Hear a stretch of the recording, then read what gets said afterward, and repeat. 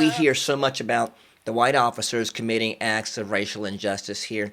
Sure. Did you ever feel, as a black cop, by the folks you were sworn to protect, that you were being discriminated against? Did you ever feel that on the streets? Um, I would say yes. I definitely felt that there's racism in our country.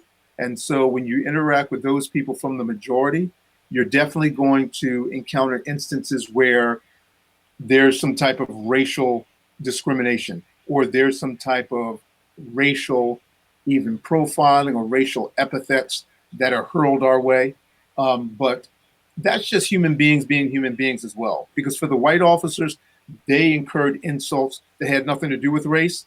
But when you meet people in difficult circumstances, you meet people who are at their low, they're going to lash out in different ways.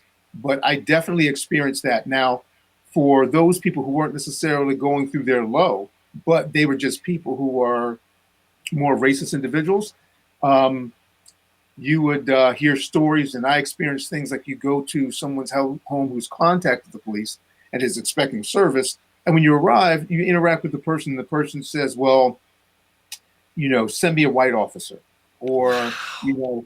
yeah, I know That you hear actually things happened. Wow. that actually happen. Yeah, and I can remember as a new officer, arresting this white female who clearly deserved to be arrested. I mean, she was acting out. I think she'd been violent in the domestic, and just arresting her with white officers, but my being the lead officer, but because I was the one actually putting the cuffs on her and placing her in the back of the patrol car, she using the N word towards me.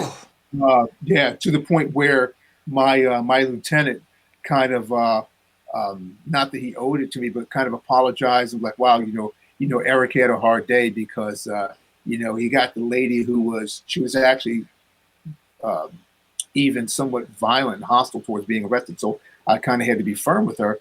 But he said not only was the lady resisting arrest, but she called Eric the N word.